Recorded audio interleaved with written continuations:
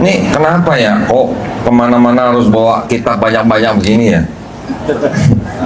Senjatanya ini. Nah, dan kenapa kok saya mempelajari gitu, akhirnya saya mendalami gitu ya. Nah ini.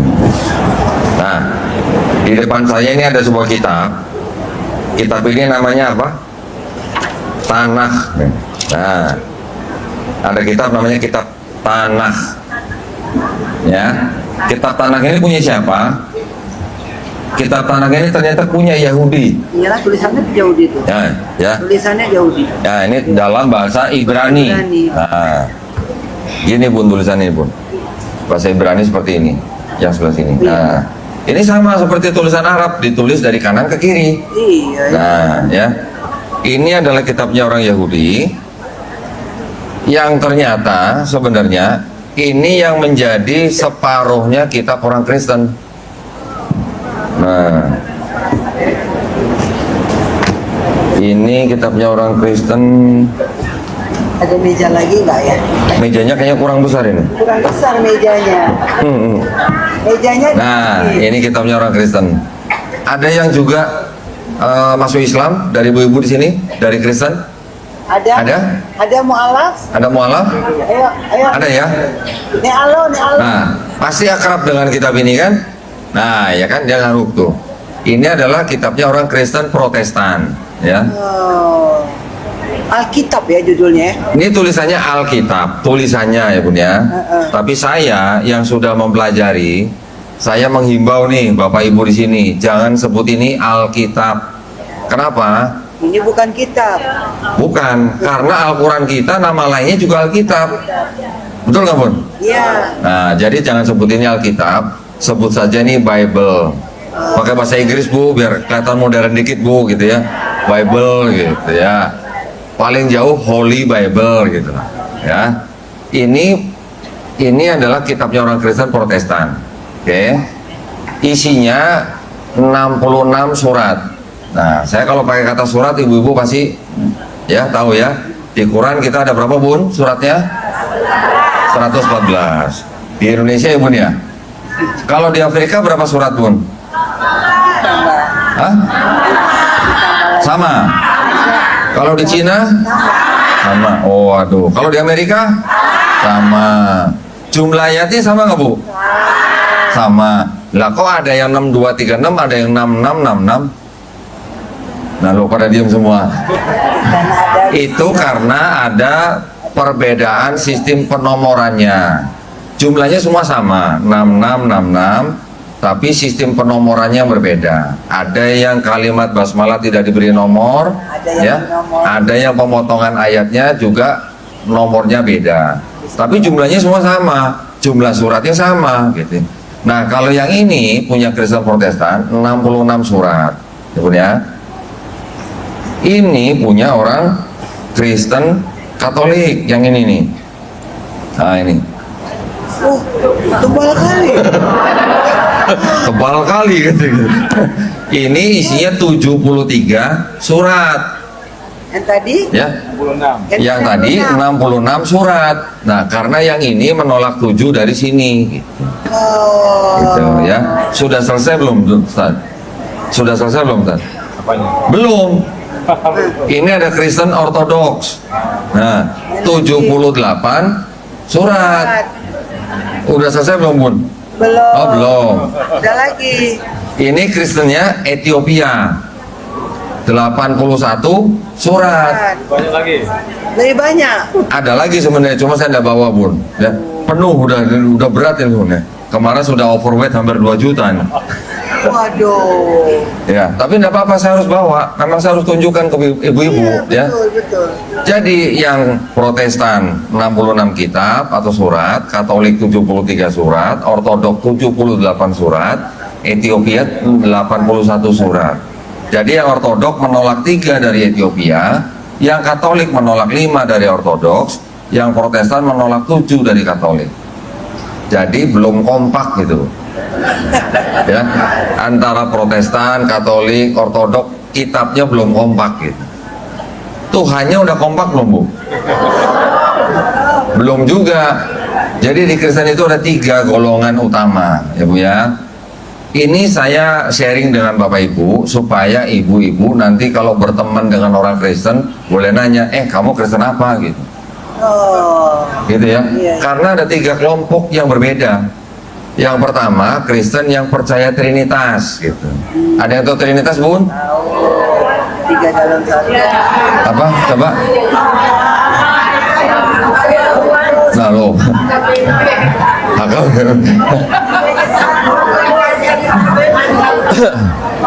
Trinitas itu gini, Bun. Tuhan itu Esa, kata mereka ya. Ini kata mereka. Tuhan itu Maha Esa. Tapi, selalu ada tapinya. Bisa bermanifestasi dalam 3 pribadi, ya. Bapa, Putra, Roh Kudus.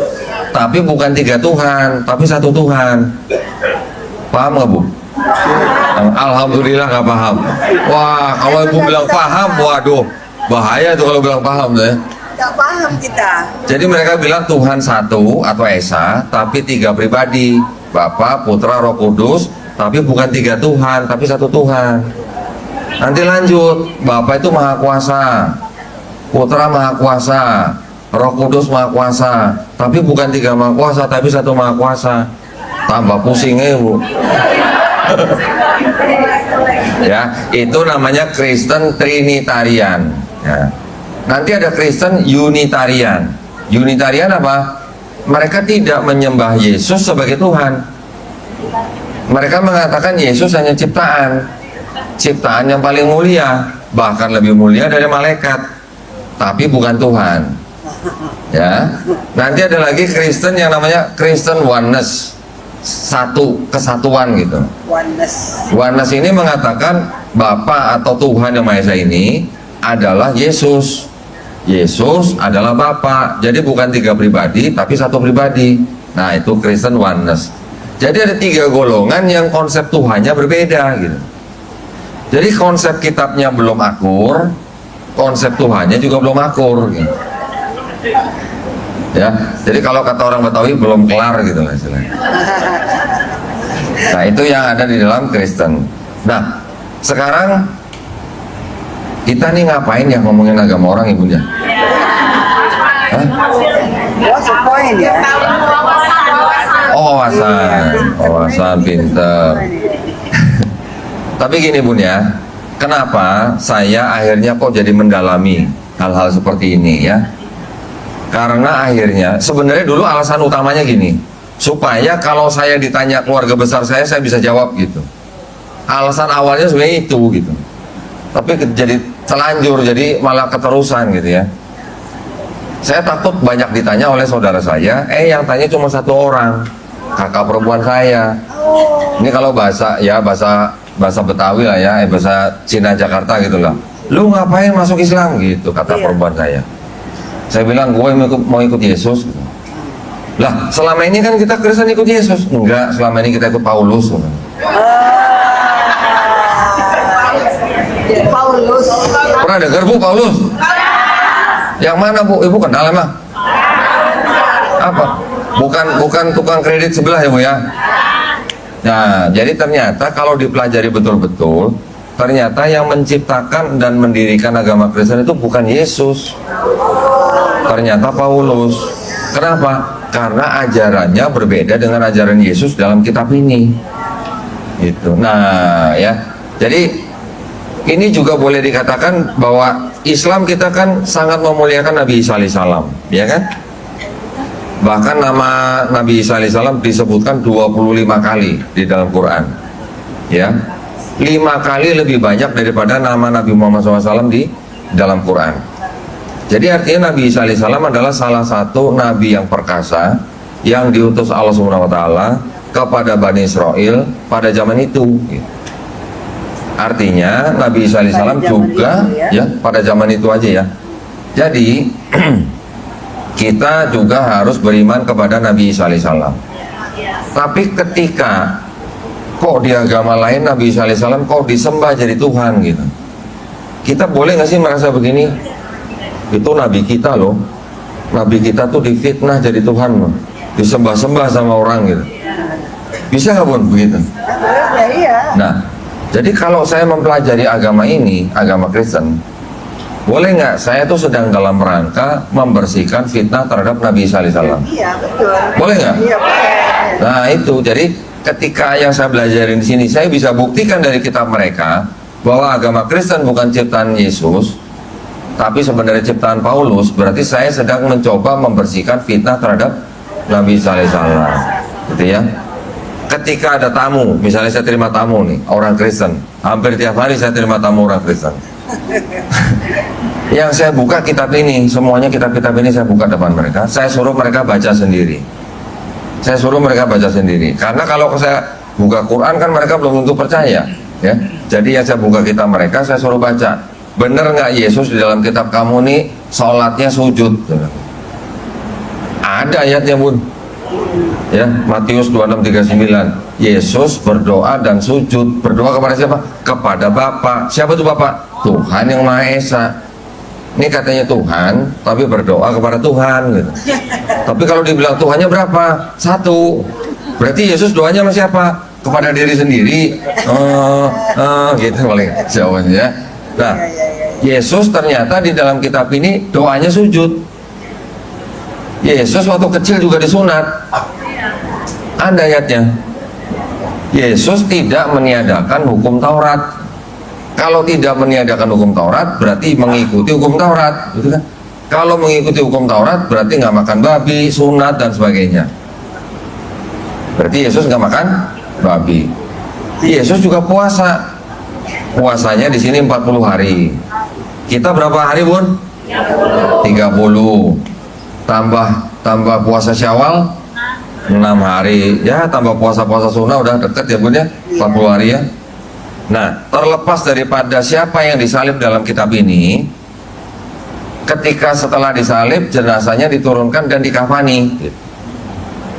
Saya bertanya kepada teman Kristen yang datang, sekarang tolong diamati, saya bilang, agama apa yang laki-lakinya disunat, puasa, nggak makan babi, sholatnya sujud, jenazahnya dikafani, gitu. Agama apa? Apa Kristen yang begitu? Ternyata malah kita Bu, Islam ya. Malah Islam yang melakukan sunnah Yesus di Bible malah. Nah, saya bilang istilah sunnah nih karena yang dilakukan Yesus dalam Bible ternyata begitu. Gitu. Dengan begitu orang akhirnya berpikir. Nah, di dalam Kristen itu kan ada konsep ya, konsep keselamatan gitu. Mereka percaya bahwa dosa mereka sudah ditebus dengan matinya Yesus di atas kayu salib. Kalau yang pernah dari Kristen pasti paham sekali ini kata-katanya ya. Jadi di dalam konsep Kristen, keselamatan mereka itu harus beriman bahwa Yesus adalah Tuhan dan Juru Selamat yang sudah mati di atas kayu salib untuk menebus dosa mereka gitu. Ya, ini konsepnya. Konsep mereka gitu. Ya, tapi ketika saya tanya, kalau gitu yang nyalib Yesus berjasa nggak buat orang Kristen? Berjasa. Berjasa, ya. Yang nyalib Yesus siapa? Tentara Romawi. Iya. Ya. Disuruh siapa? Gubernur Pontius Pilatus. Diminta sama siapa? Imam-imam Yahudi. Imam-imam Yahudi dapat Yesus dari mana? Dari muridnya Yesus, Yudas Iskariot. Pernah dengar ya Bu ya? Nah, Yudas Iskariot menyerahkan Yesus ke Imam Yahudi atas bisikan siapa? Ada ayatnya, ada ayatnya. Iblis membisikkan rencana ke hati Yudas untuk menyerahkan Yesus ke Imam Yahudi. Berarti iblis, Yudas, Imam Yahudi, Gubernur Pilatus, tentara Romawi buat orang Kristen berjasa atau enggak? Berjasa. Kan gampang punya sebenarnya. Berjasa. Berarti iblis berjasa sebenarnya. Kalau berjasa masuk surga masuk neraka Bu? Oh. Kan buat orang Kristen berjasa, harusnya masuk surga masuk neraka. Mau gitu satu surga sama iblis itu. Nah, ketika sampai pertanyaan itu, Pak Ustadz, baru mereka berpikir, oh ada ayatnya loh ternyata begitu ya. Udah mau baca? Iya. Mau nanti. Nanti ya yang itu ya. Nah, jadi konsep keselamatannya ternyata kalau dianalisis ternyata baru ketahuan bahwa konsep itu adalah konsep belakangan gitu. Karena diceritakan juga murid-murid Yesus sebelum Yesus disalib, murid-muridnya juga melarikan diri semua gitu. Nah kalau orang melarikan diri itu berarti dia tahu nggak kalau junjungannya mau disalib untuk nebus dosa mereka gitu. Seolah-olah gitu.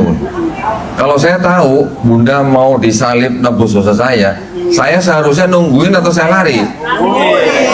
Ini lari semua gitu. Tungguin lah Qurannya. Ini kok lari ya? Nah gitu ya, jadi banyak kejanggalan-kejanggalan yang memang konsep keselamatannya itu adalah konsep yang berasal dari Paulus.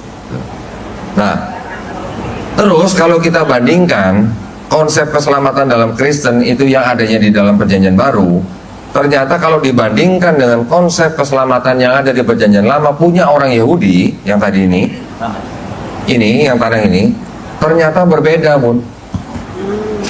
Ternyata berbeda. Orang Yahudi punya kitab kalau mau selamat harus bertobat gitu. Ada ayatnya Yesaya 1 pasal 16 sampai 18. Basuhlah, jauhkanlah perbuatan-perbuatan jahatmu dari depan mataku, mata Tuhan maksudnya. Berhentilah berbuat jahat, belajarlah berbuat baik, kendalikan orang kejam, usahakan keadilan, belalah hak anak-anak yatim, perjuangkan perkara janda-janda. Mirip nggak Ustaz sama amar ma'ruf nahi mungkar? Ya, mirip ya, sama. Mirip ya? Iya, Malah ada kata basuhlah. Basuh itu apa? bersihkan. Wudu. Iya. Ya. Baiklah, mari kita berperkara. Tulisannya firman Tuhan gitu. Ya, di dalam kitab ini. Jikalau dosamu merah seperti kirmizi, akan menjadi putih seperti salju. Jikalau dosamu merah seperti kain kesumba, akan menjadi putih seperti bulu domba. Ayatnya bunyi begitu. Kalau di kitab Yahudi, kalau ada ayat begitu, dosa yang merah seperti kirmizi bisa putih seperti salju, atau merah seperti kain kesumba bisa putih menjadi seperti bulu domba, perlu nggak ada orang yang harus mati di atas kayu salib untuk nebus dosa? Beda dengan konsep keselamatan Kristen. Kalau mereka tidak percaya Yesus sebagai Tuhan dan Juru Selamat yang mati di atas kayu salib untuk nebus dosa mereka tidak selamat. Ya, itu konsepnya beda, konsep keselamatannya. Ada lagi ayat nanti di Ulangan 24 ayat 16. Seorang ayah tidak dapat menanggung dosa anaknya. Seorang anak tidak dapat menanggung kesalahan ayahnya. Yang berdosa itu yang mati. Yang melakukan ketetapan Tuhan yang hidup. Yang hidup berarti kan neraka kan? Yang mati berarti yang hidup artinya surga, yang mati berarti neraka. Berarti tidak ada orang yang bisa menggantikan atau menebus seseorang lain gitu. Ini Yahudi. Ternyata Yesus di dalam Bible-nya mereka yang Kristen Sudah menebus. bukan. Ada ajaran yang begini, Bun. Diceritakan di dalam Matius 18 ayat 3, Yesus bicara kepada murid-muridnya. Kalau kamu tidak bertobat dan menjadi seperti anak kecil, kamu tidak masuk kerajaan sorga, kata Yesus. Kalau tidak bertobat, tidak masuk sorga. Berarti kalau bertobat, harusnya masuk sorga. Nah, saya sering bertanya kepada teman-teman Kristen. Ini studi kasus kecil lah. Kalau ada orang mendengar perkataan Yesus waktu itu, terus kemudian dia bertobat, terus kemudian dia mati, masuk sorga, masuk neraka? Surga. Harusnya masuk sorga. Tapi Yesus belum disalib. Lah kan gitu. Iya, betul. Yesusnya belum disalib, Yesus sudah ngomong kalau kamu nggak bertobat, kamu nggak masuk surga. Kalau ada orang dengar dia mati, dia masuk surga, masuk neraka? Masuk surga lah. Lah Yesusnya belum disalib. Berarti Yesus perlu nggak sebenarnya mati di atas kayu salib buat orang itu? Nggak perlu sebenarnya. Iya kan? Nah, jadi sebenarnya konsep keselamatan dalam Kristen, Bu, itu adalah konsep ciptaan belakangan. Ya. Ciptaan belakangan yang boleh dikatakan ciptaan Paulus gitu ya. Saya tanya lagi teman-teman yang Kristen, pernah kan lihat foto Maria di bawah salib? Iya. Itu Bunda Maria yang di bawah salib di foto atau di gambar itu kelihatannya Bunda Maria tuh lagi nangis atau lagi ketawa sebenarnya? Lagi nangis lah. Kenapa nangis? Karena anaknya disalib. Memangnya Bunda Maria nggak tahu kalau anaknya disalib buat tebus dosa Maria? Atau ini gembira lah.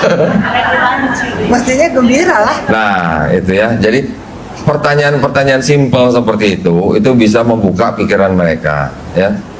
Banyak dari yang mendengar pertanyaan-pertanyaan seperti itu, alhamdulillah masuk Islam. Ada yang belum kenapa? Karena banyak ikatan-ikatan duniawi, ikatan keluarga, jabatan, pekerjaan.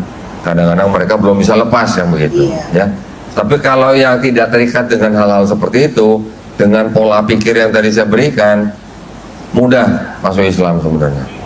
Nah, ketika kita sedang membicarakan kita mereka, saya juga sering memberikan persamaan-persamaan.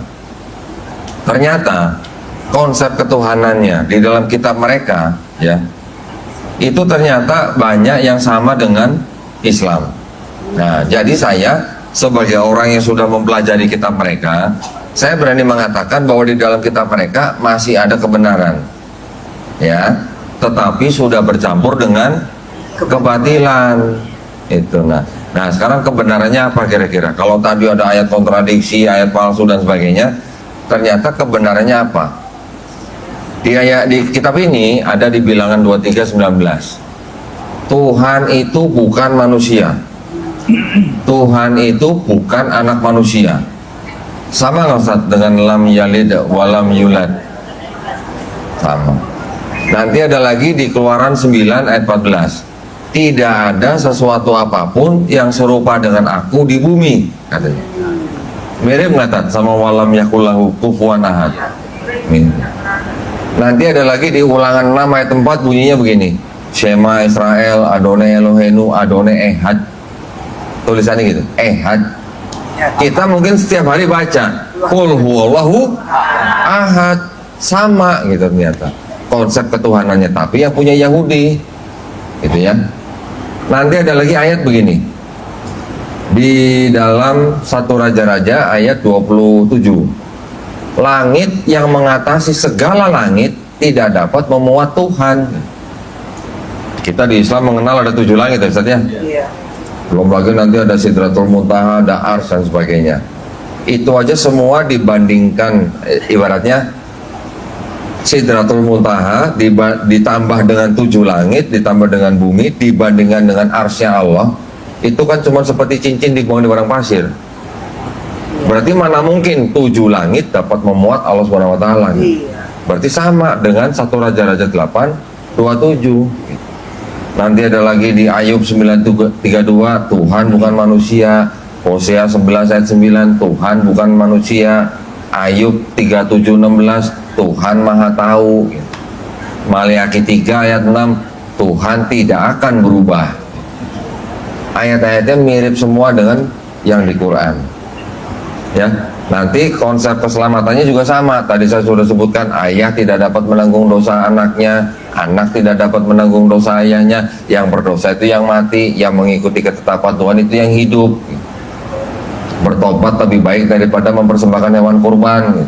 Nah, jadi sebenarnya kalau kita tarik garis benang merah, sebenarnya dari Yahudi konsep ketuhanannya, konsep keselamatannya sama dengan Islam. Terus yang membedakan apa nih jadi ini dari antara Yahudi, Kristen dan Islam? Yahudi tidak menerima Yesus sebagai Kristus atau tidak menerima Nabi Isa alaihissalam sebagai Al-Masih. Kristen menerima, mengakui Yesus sebagai Kristus tapi juga sebagai Tuhan. Islam kita mengakui Nabi Isa alaihissalam sebagai Al-Masih, ya kan? Tetapi apakah konsep Mesias antara Islam, Kristen dan Yahudi ini sama? Ternyata beda, ya. Kalau kita menyebut Al-Masih, kita hanya mengetahui bahwa Nabi Isa alaihissalam diberikan mukjizat, diberikan kekuatan karena dengan cara mengusap, gitu ya. Tapi kalau di Kristen, Yesus sebagai Mesias, karena menurut Kristen dia adalah Mesias yang dijanjikan orang Yahudi atau dijanjikan di kitab Yahudi dari sejak zaman dulu. Tapi kalau orang Yahudi menganggap Mesias itu bukan Yesus. Kenapa? Karena Mesias itu betul-betul manusia, bukan Tuhan yang turun jadi manusia gitu. Ya, kalau Kristen kan bilang Yesus itu Tuhan yang menjelma jadi manusia. Yahudi bilang enggak, Mesias yang akan datang itu benar-benar manusia, hasil apa ya namanya, hasil persetubuhan suami istri, dia murni manusia, bukan Tuhan jadi manusia gitu.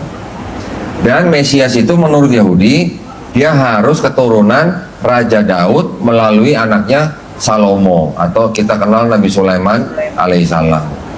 Mesias itu nanti datang kalau orang tidak ada yang mengangkat senjata, sudah tidak ada perang. Mesias itu nanti akan datang ketika semua manusia sudah mengenal Hashem. Siapa tuh Hashem? Kata ganti Tuhannya orang Yahudi. Orang Yahudi tidak boleh sebut nama Tuhan mereka dengan sebutan yang 4 huruf, Yod, He, Vav, He. Mereka ganti dengan Adonai atau Hashem. Hashem itu artinya nama itu gitu. Atau Adonai. Adonai itu apa? Rob kalau dalam bahasa Arabnya, ya. Nah, dan juga menurut orang Yahudi, Mesias itu nanti akan datang cukup sekali gitu. Bukan datang menyelesaikan tugas, pergi, datang lagi gitu. Bukan seperti itu. Kristen mengatakan bahwa Yesus sudah mati di kayu salib, Datang lagi. bangkit di hari ketiga, sudah diangkat, nanti akan datang lagi. Kita Islam juga begitu. Islam kita juga sebagian besar lah ya, sebagian besar. Saya nggak bilang semua. Sebagian besar mengatakan bahwa Nabi Isa alaihissalam akan datang lagi untuk membunuh Dajjal, mematahkan salib, membunuh babi. Imam. Tapi kita tidak menyembah Nabi Isa alaihissalam sebagai Tuhan. Nah, Kristen menunggu Yesus sebagai Tuhan gitu bilang. Jadi itulah perbedaan-perbedaan supaya kita mengenal, supaya kita tidak mudah dimurtadkan. Jadi kita harus tahu, makanya kita belajar ini, kita tahu kitab mereka, kita tahu isi kitab mereka. Nah, ketika ada orang ngajak-ngajak kita murtad, kan kita tinggal nanya, ini kontradiksi maksudnya gimana sih gitu. Dia malah bingung sendiri. Ketika ditunjukkan, ini kok ada ayat yang tidak asli, maksudnya gimana sih? Bingung sendiri. Jadi kalau saya kedatangan misionaris, wah saya malah seneng sebenarnya. Bisa jadi latihan atau hiburan gitu ya.